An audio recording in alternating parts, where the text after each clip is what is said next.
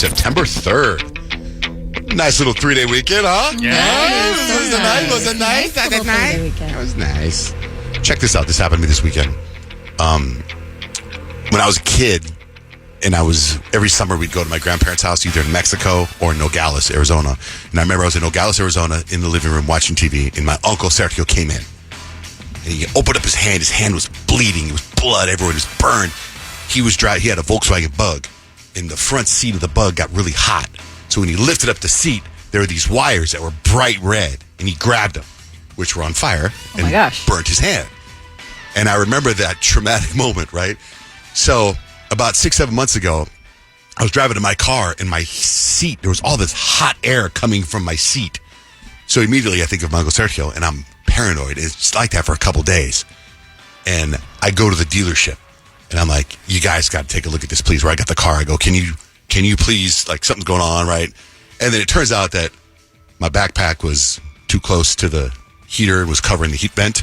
So they just moved my backpack, and which it was is a fire hazard in itself. Right. So I felt really stupid, right? So, Easy fix, though. But know where I'm triggered, because when I was 8 years old, right? So now cut to the last 3 weeks, I've been driving around, and the same thing.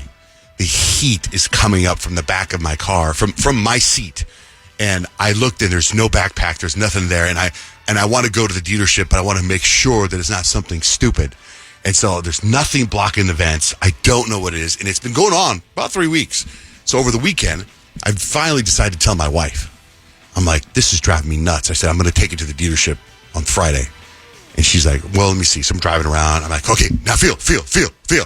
So she had to lean over, and she's like, yeah, I feel it. It's crazy. I'm like, yeah, I'm going to the dealership today. I'm just afraid that something's going to happen and my seat's going to catch on fire. I'm going to burn my hands. Like, I'm afraid of it.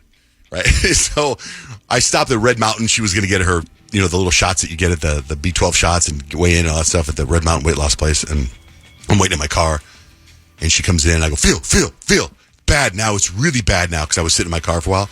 And then she leans over to the back seat, and then the heater was on in the back. Like, the passenger heater was on. Like, I never once thought about that at all. And it's like this relief of me. And immediately I go, I think I got to tell everybody this story. It's so stupid right now. Like, I had called the dealership, and the guy that I deal with was on vacation this Labor Day weekend, so I didn't have to go see him. I'm glad I didn't. Yeah. If he would have been not on vacation, that would have been very embarrassing, where he would have just turned, see this little red knob? Turn it to blue. Turn it to blue, and you're when okay. When it's red, warm air comes out. Those are tough, because it's like, it's good that, you weren't going to blow up. That's good. But you feel so stupid. So that's not good. Yeah, I mean, it's all because of my uncle. I mean, it's all because of that. When I was 8 years old, we got somebody. Hey, Jesse, what's up? Good morning. Hi, I was listening to the podcast from Friday, and you were talking about Olympic sports that sound dirty. Yeah. And so I was watching this show over the weekend. I've really become obsessed with it, and everything in that show is just very naughty, and it's deadly as catch. Everything's an entendre, and they don't mean it to be. No, they're like, all right, what do they call them? Throw the pot overboard. And I don't know, it's just all of it. It's just so wild and just real naughty sounding. And I'm like, man, these fishermen are just, it makes a lot of sense why they're all men on the boat. That's great. Thanks, Jesse. Thanks for listening. Thank you. Bye. So we got the text line, right? You text JJR and whatever you want to say to 96893. We got a 602 text that says, Kyle, hypothetically speaking, how much money or what would it take for you to show your face without makeup? It's just not going to happen.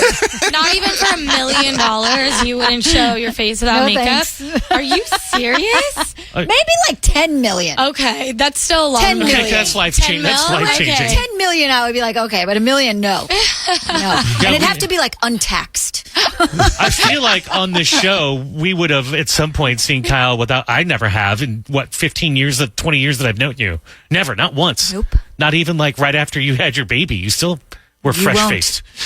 Full glam. Full glam. That's a funny question. Right? That's the most recent text. It was this morning. Anyway, yeah, you can text us. You text JJR and whatever you want to say to 96893.